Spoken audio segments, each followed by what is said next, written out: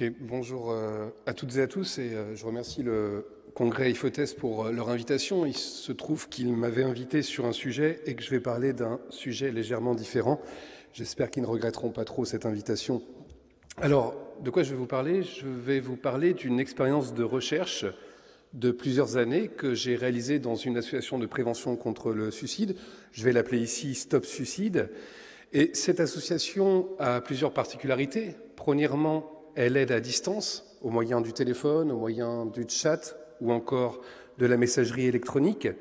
La deuxième particularité, c'est que ce sont des bénévoles ordinaires qui accueillent les malheureux, 7 jours sur 7 et 24 heures sur 24. Quand je dis bénévoles ordinaires, c'est tout simplement pour expliquer que ces bénévoles ne sont porteurs d'aucune qualification professionnelle particulière. Et puis, troisièmement, c'est une écoute non directive inspirée par Carl Rogers. Alors, j'ai été moi-même écoutant pendant plusieurs années et dans la perspective d'une recherche, j'ai récolté plusieurs milliers de conversations entre des malheureux et des bénévoles. Alors, on a compris que ces associations sont des formes de compagnie pour l'être esseulé et qu'il s'agit d'aider l'individu à mettre en mots son vécu. Alors, mon objectif aujourd'hui va être double. Premièrement, il va être de faire une critique du dispositif d'écoute. Deuxièmement, il va s'agir de comprendre qu'au fond, la plupart des sociétés occidentales ont mis en place des associations de ce type pour traiter divers problèmes tels que les addictions, la violence conjugale, la solitude ou encore la dépression. Et je crois qu'il y a une perception commune de la souffrance qui semble se dégager de ces dispositifs. Elle repose au moins sur deux choses. Première chose, la souffrance serait liée à des complications psychologiques et internes au sujet. La souffrance est considérée, au fond, comme une altération subjective de l'homme par rapport à lui-même. Et puis, deuxièmement, il s'agit de mettre en mots sa douleur et être écouté serait un moyen non seulement d'apaiser la douleur, mais aussi la dépasser. Il y a là une évidence institutionnelle qui me semble tout à fait contestable. Le fait qu'énoncer son malheur, énoncer ses états d'âme, énoncer ses affects auprès d'un tiers anonyme, eh bien ça pourrait non seulement apaiser l'individu, mais plus encore, ça pourrait approfondir la connaissance qu'il a de lui-même. Alors il y a bien sûr une méthode à cela, la méthode de Carl Rogers, le prophète de l'écoute. Il propose une méthodologie pour accueillir les récits de vie. Cette méthodologie repose encore une fois sur deux choses. D'abord, il faut créer les conditions pour que le malheureux expose ses déboires, son désaveu pour la vie, en bref, qu'il trouve des mots à une expérience qui est tellement douloureuse qu'elle peut être parfois indicible. Et puis deuxièmement, cette mise en mots est l'occasion d'une réflexion sur l'existence et sur les réformes à accomplir pour diminuer cette étrangeté à l'égard de soi, son retard vis-à-vis de soi-même, son manque à être. Ma critique portera sur deux éléments. Premier élément, qui sera la première partie, je voudrais qu'on s'intéresse à ce que disent les malheureux. Et je voudrais inviter à les percevoir non pas comme des êtres tourmentés, mais plutôt comme des êtres qui en veulent au monde, et qui vont se vouloir d'ailleurs dans leur chair. Ici, je donne une inclination politique à la souffrance. L'être fatigué est un orage prêt à éclater, un insurgé qui interpelle le monde dans ce qui lui manque. S'est-on posé finalement la question de ce que ces voix disent de notre monde et de sa négativité? Comment ces voix interpellent le monde? Comment ces voix fragiles, ces voix faibles, hésitantes, parfois agonisantes, viennent heurter les normes qui justifient la vie de la plupart d'entre nous? En bref, quand j'écoute un malheureux, je suis renvoyé à mon propre vide, à ma propre insignifiance, parce que lui n'accepte plus de vivre une vie étroite, une vie bornée, une vie jonchée d'habitudes tout aussi médiocre qu'insensée. Il n'accepte plus ce que beaucoup d'entre nous acceptons encore. C'est peut-être pour ça qu'il est difficile de l'écouter. Deuxièmement, le problème de Rogers est précisément qu'il dépolitise la souffrance. Cette méthode suggère une psychologie tout à fait instrumentale et rudimentaire qui pourrait avoir pour tendance d'enfermer le malheureux dans le même, enfermer le malheureux dans l'identique. L'écoute est une forme de pouvoir qui organise un certain rapport à soi au monde et à autrui. Et le problème précisément de ce rapport, c'est qu'il favorise des dynamiques de dépolitisation. Alors, je vais développer cette première partie. D'abord, que viennent partager les malheureux? Ils viennent partager beaucoup de choses. D'abord, des états d'âme. Ils viennent également partager leur humiliation quotidienne, leur incompréhension devant l'existence, leur épuisement quotidien, leur lassitude à vivre, au point d'ailleurs que je pourrais vouloir ne pas naître. J'aurais pu en vouloir à mes parents de m'avoir fait naître sans même m'avoir demandé mon accord. Peut-être que la première responsabilité des parents, c'est de nous réconcilier avec le fait de nous avoir mis au monde sans jamais nous avoir demandé notre avis. Et la responsabilité de l'enfant, c'est peut-être d'accepter cette réconciliation. Je ne sais pas. Il pourrait également exprimer sa culpabilité face au sentiment de s'égarer, d'être empêché de s'épanouir et de s'affirmer. Et vous remarquerez que dans ces espaces d'écoute, il ne se raconte pas beaucoup d'histoires extraordinaires, de ruptures existentielles. Il se raconte plutôt des déboires quotidiens. Prenons quelques exemples. Une dame âgée qui ressent le poids de la vie s'étaler sur ses épaules. Une femme déçue de sa relation sentimentale, qui ne voit plus dans les yeux de son compagnon aucun désir, aucune passion, aucun intérêt, mais qui est seulement face à des yeux absents. Un jeune adolescent qui s'aperçoit que ses préférences sexuelles sont hors du commun, disqualifiées par le commun. Ou encore un enfant violenté ou harcelé à l'école. Alors que recherche-t-il quand il s'adresse à Stop Suicide ou à des associations d'écoute? Il me semble qu'il recherche plusieurs choses. D'abord, il recherche une compagnie, et une compagnie qui est non qualifiée. Une compagnie dont vous reconnaîtrez qu'elle apporte un soutien tout à fait rudimentaire. Simplement être là, écouter. Ces associations, de toute évidence, viennent compenser la perte d'autrui. Et puis le malheureux est à la quête d'une voix qui accueille, une voix qui écoute, une voix anonyme, une voix qui vient d'ailleurs. Une voix qui parfois d'ailleurs aide à respirer, alors que le malheureux peut se sentir physiquement oppressé. Il vient donc réfléchir sa vie et autorise cet autre qu'il ne connaît pas, cet autre qu'est le bénévole, à questionner sa vie. Personnellement, vous imaginez comme c'est lourd d'exposer sa vie à quelqu'un qu'on ne connaît pas. Personnellement, je ne vous accorderai pas ce pouvoir. Deuxièmement, la recherche d'une consolation. Écouter, c'est peut-être consoler l'homme inconsolable, parce qu'il est difficile de trouver une consolation dans ce monde-là. Alors il attend bien sûr de la compassion, il attend un accord sur la légitimité de sa souffrance. Est-ce que ce que je vis est digne de souffrance, pourrait-il dire? Et il vient déléguer l'insupportable au bénévole pour ne pas porter tout seul ce qui l'assaille. Mais soyons clairs, consoler n'est pas aider. Elle laisse la souffrance.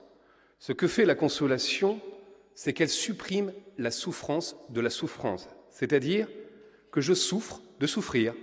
J'éprouve parfois de la honte, parfois de la culpabilité au fait de souffrir. Écoutez, c'est peut-être déjà ça, c'est supprimer la souffrance de la souffrance. Mais bien sûr, je ne peux rien faire. Je ne peux rien faire d'autre pour lui. Je ne change rien à ses réalités. On ne change rien à la réalité du malheureux. On cherche simplement à s'arranger avec la réalité, à s'accommoder avec elle, voire à se réconcilier avec la réalité. Prenons l'exemple d'une relation sentimentale. Vous vivez une rupture sentimentale, vous avez deux mauvais consolateurs. Le premier, c'est celui qui vous dit « une de perdue, 10 de retrouvée ». Vous ne voulez pas les 10, vous en voulez une, quoi. C'est elle que je veux. Puis le deuxième consolateur qui vous dit « essaye de la reconquérir, fais un effort, change, montre-lui que tu as changé ». Non, le bon consolateur, c'est celui qui accepte de dire que la réalité est celle-ci et qu'au fond, sa relation n'est plus qu'un vestige, il n'en aura qu'un mince souvenir. Alors qu'est-ce qui console? Beaucoup de choses qui consolent. La philosophie, bien sûr, j'y crois beaucoup. Parce que la philosophie produit des arguments à des êtres qui ne comprennent plus grand-chose de leur existence. Et parce qu'ils ne comprennent plus grand-chose de leur existence, souffrent doublement. Il y a aussi le chant des oiseaux qui console. Le chant des oiseaux au petit matin, ça console qui? L'insomniaque peut-être, celui qui n'arrive pas à dormir. Puis il y a les étoiles qui consolent, notamment les étoiles qui consolent l'homme contraint de travailler la nuit. Et puis il y a l'écoute, cette présence fébrile d'autrui qui se tient face à moi. Troisièmement, les malheureux viennent faire respecter l'originalité de leur souffrance. En quelque sorte, ils expriment une demande de validation que ce que je suis en train de vivre est une chose qui est effectivement difficile à assumer. Faire approuver sa souffrance pour au fond se défaire de la culpabilité ou de la honte de ne souffrir pour rien. En quelque sorte, le malheureux pourrait dire quelque chose comme cela. Je me déçois dans ma capacité à être ainsi affligé par la vie, comme si j'étais incapable d'ajuster mon expérience à mon espérance. Un philosophe que j'aime beaucoup, Gilles Deleuze, commentait une phrase très célèbre de Primo Levi à propos des camps de concentration, « La honte d'être un homme ». Eh bien, Gilles Deleuze propose d'étendre cette idée de la honte d'être un homme à la vie ordinaire. C'est la honte devant la bassesse et la vulgarité des existences qui hantent nos démocraties, devant nos valeurs, devant nos idéaux et devant les opinions de notre époque. Et je crois que le malheureux, précisément, il raconte quoi ? Il raconte son incapacité radicale à s'accommoder avec son existence, à s'accommoder avec son présent. Ce qu'il évoque avant toute chose, donc, c'est le manque de création dans sa vie. Le malheureux est de ceux qui attendent quoi ? Ceux qui attendent de la densité existentielle. Parce qu'au fond, être traversé par un désir suicidaire, c'est l'expression d'une résistance au présent. C'est en appeler à une autre forme de vie, à la nécessité d'un autre futur dont on ignore les contours exacts. Par contre, le suicidaire, c'est généralement une chose. Il sait ce qu'il ne faut pas. Il sait ce qui nuit à ses possibilités. Il sait ce qui nuit à ses possibilités d'accomplissement. Et il faut parfois, bien sûr, se nier. Il faut savoir ce que nous ne voulons pas être pour s'affirmer. Et bien sûr, le malheureux face à nous tient malgré tout. Il tient dans les ruines de sa vie. Il est en quelque sorte dans le moment où il appelle, dans une reprise de lui-même. Il me semble que l'écoute se doit de travailler cette attente de densité existentielle. Le malheureux, donc, les malheureux, de manière générale, sont souvent une compagnie un peu plus agréable que les gens heureux. Les gens heureux ne sont pas très intéressants, ils ne sont pas très sensibles. Pourquoi ? Parce que leurs paroles sont des protestations éthiques et posent des questions que beaucoup d'entre nous ne posons plus. Que suis-je devenu au fil des années ? Existe-t-il quelque chose de tangible dans ma vie où j'ai effectivement manifesté ma puissance ? Dans quelle joie, dans quel désir, dans quels espoirs puis-je me reconnaître ? Pensez donc que les malheureux sont ceux qui attendent de la densité existentielle à deux implications. La première implication, c'est sur les manières d'écouter. Comment travailler ces attentes avec les malheureux ? J'y reviendrai. Deuxième implication, elle est plutôt institutionnelle et collective. Qu'est-ce que les paroles des malheureux nous disent du monde et des normes communes ? Comment ces paroles mettent en crise les visions conformistes de la politique et de la vie bonne ?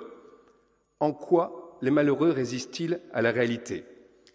Ces paroles de malheureux ne célèbrent pas seulement le refus du monde, comme si rien n'était ou comme si rien ne valait. Elles expriment pas.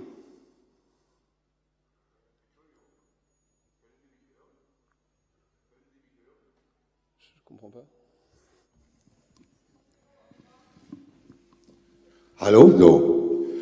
Wenn Sie etwas weiter vom Mikrofon weggehen, dann kann ich Sie besser verstehen. Die Übersetzerin ist laut genug, aber Sie sind noch lauter. Ich kann Sie nicht verstehen dann in Deutsch. Bitte. Je parle trop vite, c'est ça? Ah, il faut que je recule. Ah, excusez-moi. Vous voulez que je reprenne depuis le début ou? Ein bisschen zurück. Dann sind Sie laut, so. Tout laut, ok. Je vais essayer de chuchoter. Alors. Ouais, je vais essayer de parler moins vite, mais c'est très difficile de parler moins vite. Mais bon, d'accord, j'ai entendu. Alors donc, je disais que ces paroles ne célèbrent pas seulement le refus du monde, comme si rien n'était ou encore comme si rien ne valait. Et il me semble que ces paroles expriment avant toute chose des attentes quant à ce que le monde devrait être pour qu'une vie puisse s'y épanouir. Ces déceptions pour le monde tracent donc des lignes de fuite. Elle forge l'avenir et en appelle à de la densité existentielle. C'est quoi la densité existentielle? C'est se demander où irais-je si je pouvais aller? Que serais-je si je pouvais être? Que dirais-je si j'avais une voix et qu'on m'autorisait à apparaître non pas seulement pour accueillir mes plaintes, mais pour que celles-ci travaillent de manière décisive le monde? Ce respect donc envers les malheureux réside peut-être ici, faire en sorte que le monde n'oppose pas un silence lourd à ses plaintes. Les malheureux, si vous voulez, sont en quelque sorte ce qu'on pourrait appeler des lucioles. Vous savez, les lucioles, les petits insectes que l'on voit au milieu de la nuit, elles ont une lumière saccadée, une lumière aléatoire, de faible intensité. C'est bien sûr la métaphore des vies minuscules, des vies affaiblies, des vies incertaines, qui n'en finissent pas pourtant de creuser et de griffer l'ordre social. En certains temps, certains hommes deviennent des lucioles, c'est-à-dire des figures insaisissables et incertaines de résistance. Ces résistances plus ou moins mineures tiennent face à un monde brutal. Où sont les lucioles? Où sont-elles? Eh bien, nos malheureux, je crois que ce sont des lucioles. C'est une pensée très optimiste que je développe ici, car il s'agit de dire que le désespoir peut être renversé en désir. Le geste de désespoir est susceptible de devenir geste de désir. Au fond, le quotidien peut être réinventé face aux terribles contraintes de la vie. Alors les lucioles n'ont pas disparu, bien sûr. Pour Georges Didier Huberman, nous avons désappris à les voir. Et donc, l'auteur nous appelle à la quête des lucioles pour les faire apparaître et montrer ce qu'elles créent. L'homme fatigué est donc une luciole particulière parce que c'est une luciole qui ne danse pas, c'est une luciole qui ne poétise pas, c'est une luciole qui parle, qui bégaye, qui balbutie, parfois qui gémit. Mais lui ne se soumet pas docilement à ce qu'il lui est donné de vivre. La fatigue est une lumière mineure, saccadée et intermittente. Et ces associations de prévention contre le suicide sont précisément des réserves de lucioles. Le problème de ces associations, c'est qu'elles mettent en cage ces lucioles, qu'elles les empêchent de scintiller et de faire signe au monde. Pourquoi? Parce qu'on n'entend rien de ces lucioles. On reste dans les espaces confidentiels, anonymes, dans l'entre-soi tel que nous l'avons dans ce congrès. Évidemment, ces associations soutiennent les lucioles, les réconfortent et parfois les aident à trouver des raisons pour s'attacher à la vie. Mais ces associations éteignent aussi les lucioles en enfermant leurs paroles dans des espaces clos et confidentiels. Mettre en cage les lucioles, c'est faire en sorte que la société ne saura rien de ces milliers de plaintes anonymes, à part quelques comptes rendus statistiques annuels. J'en arrive à ma deuxième partie sur les critiques du dispositif d'écoute. Il y en aura 5. Première critique générale, la solution à la souffrance serait essentiellement dans le langage.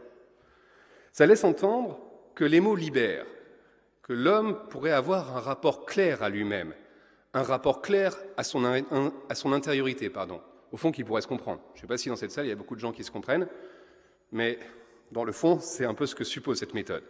On serait capable de se connaître et de déchiffrer les tensions qui nous traversent. Au final, c'est semer l'illusion que chaque homme est dans un rapport transparent à lui-même. Alors c'est évidemment une conception de l'homme tout à fait intenable. Un homme capable de se réconcilier avec lui-même, et d'ailleurs, à force de délibération, il pourrait se sentir parfaitement chez lui dans ce monde-là, aussi mauvais que ce monde puisse être. Le fait donc de se raconter engendrerait des processus réflexifs qui conduiraient à des réformes existentielles substantielles. C'est là, me semble-t-il, un fantasme.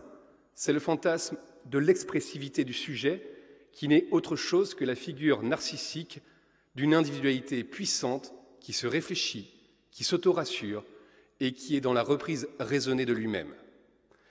Deuxième critique, c'est que la mise en mots est centrée quasi exclusivement sur les ressentis, sur sa propre conscience.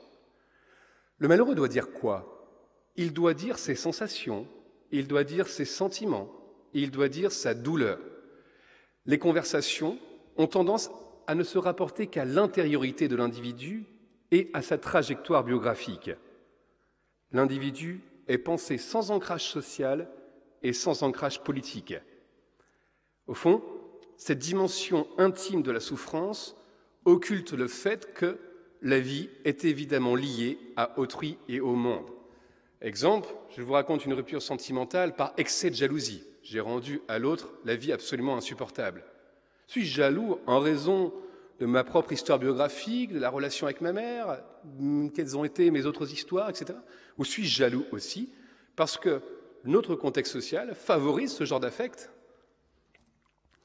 Troisièmement, on conseille à l'écoute, contrairement à ce que les chartes disent. On conseille insidieusement à l'écoute.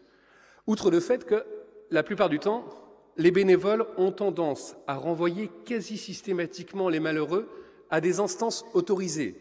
Quelles sont ces instances autorisées? Les médecins, les psys, l'institution psychiatrique. Et puis bien sûr, les conseils résident dans des affirmations aussi creuses que généreuses.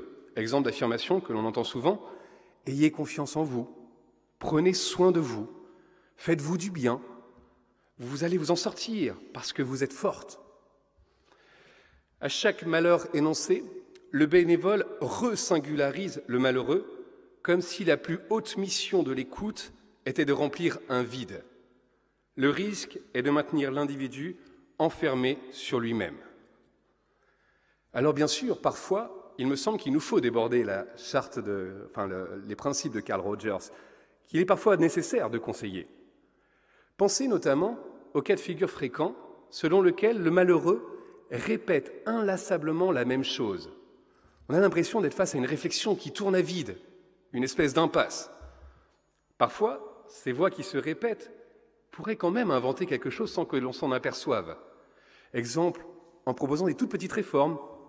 J'ai décidé d'arrêter de fumer, j'ai décidé de maigrir, de me coucher plus tôt. Des réformes sans rapport avec l'état de leur situation.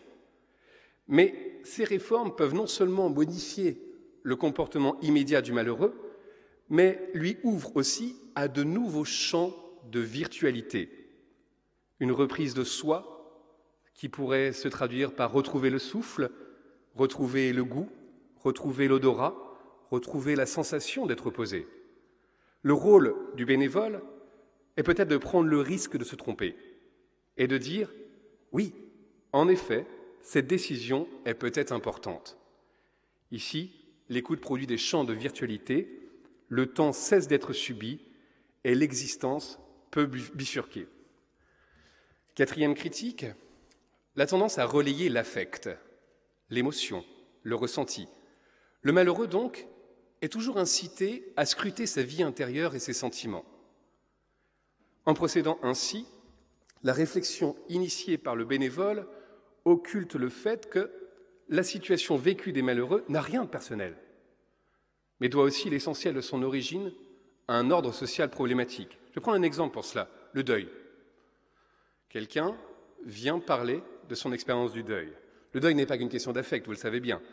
C'est d'abord un problème ontologique. Quel est pour moi mon rapport à la finitude de la vie? C'est un problème de sociabilité. Quelle dépendance excessive ai-je placée en la personne défunte? Ou quelle place vacante laisse-t-elle dans mon environnement existentiel? C'est un problème juridique. Combien de temps la loi prévoit-elle pour que je puisse vivre mon deuil? Et enfin, c'est un problème de société. Comment la société m'incite-t-elle à faire mon deuil? Vous voyez bien qu'ici, il s'agit de saisir, psychologiquement bien sûr, mais aussi de manière anthropologique, sociologique, philosophique, pour éviter toute réduction interprétative. Comment donc comprendre la souffrance au-delà de l'histoire singulière? Cinquième et dernière critique, la tendance à l'accommodement à la réalité. En règle générale, on propose aux malheureux de se changer soi-même plutôt que de s'épuiser à changer la société. À quoi bon d'ailleurs se battre pour essayer de changer ce monde de glace? D'une certaine manière, c'est favoriser l'acceptation de la réalité sociale telle qu'elle est. Une fois assumée la normalité et l'évidence de l'injustice, il ne reste plus qu'à espérer pouvoir se changer soi-même pour s'adapter à un monde qui nous refuse. Exemple de parole, je comprends votre situation. Ça a dû être difficile pour vous. Essayez de profiter au maximum de vos temps libres. L'introspection du malheureux s'accompagne généralement d'une tentative d'arrangement avec la réalité. Le risque existe assurément d'instiller le fantasme qu'un attachement est toujours possible à l'ordre social et d'insinuer involontairement des effets de vérité sur ce que pourrait être une vie bonne. Exemple d'effets de vérité que ce que pourrait être une vie bonne, quand vous avez quelqu'un en colère, vous faites comment? La colère doit s'apaiser. C'est prendre soin de soi, c'est s'écouter, c'est s'arranger avec ses pulsions intérieures. De mon point de vue, il s'agit d'une forme douce de gouvernement des hommes qui se joue sur les plans psychiques et sur les plans intellectuels. C'est une forme de gouvernement des hommes parce qu'elle instille le doute chez ceux qui, dans les marges, tentent de façonner des devenirs qui prennent le large par rapport aux normes majoritaires, qui prennent le large par rapport aux normes de la vie acceptable. Par exemple, est-ce qu'on peut penser l'émancipation par une vie sans famille, une vie sans travail, et enfin une vie sans patrie? L'écoute est conformiste lorsqu'elle reconduit les normes majoritaires. Elle enferme le malheureux dans la consistance du présent auquel il faudrait nécessairement s'adapter. Plusieurs exemples. Quand le bénévole réconforte le malheureux, il le convainc aussi de l'évidence du réel, aussi dur soit-il. Quand le bénévole rejette la colère ou la haine du malheureux, il réduit l'insoumission des malheureux à la réalité. Quand le bénévole invite le malheureux à voir dans une situation son côté moins désolant qu'il ne semble l'être, c'est une manière de rendre supportable ce qui ne devrait pas être supporté. Pour conclure, ce que j'ai voulu dire ici, c'est dans quelle mesure les mots des malheureux annoncent des voies possibles pour inventer un nouveau commun. C'était une question politique, vous l'avez compris. Comment ce désaveu pour la vie est susceptible de toucher et d'affecter le monde qui est le nôtre? Deuxième conclusion, que l'écoute est un travail sur les attentes du malheureux. Comment pouvons-nous maintenir cette ouverture au monde des malheureux qui expriment des possibles? Il s'agit donc de situer l'écoute à l'endroit des attentes que les malheureux ont face à la vie. Quelqu'un, par exemple, qui se plaint de sa relation sentimentale, c'est au nom d'une idée de ce que devrait être, idéalement, une relation sentimentale qu'il peut se plaindre. C'est un geste, bien sûr, qui est très difficile, car les malheureux ne disent pas ce que serait une vie bonne, une vie digne d'être vécue. Ils exposent plutôt ce qui fait défaut à la vie. Écoutez, je crois, c'est deviner une attente qui ne se précise pas. C'est s'ouvrir à l'aspiration indéterminée des malheureux, mais qui ouvre aussi la possibilité de l'esquisse positive d'une autre réalité effective. Pour terminer, l'écoute pourrait alors avoir pour visée non pas de compatir, mais de créer les conditions pour que la parole du malheureux soit promise à un possible, créer les conditions pour que les transformations existentielles des malheureux soient possibles, bref, qu'un nouveau édifice existentiel soit possible. Je vous remercie pour votre attention.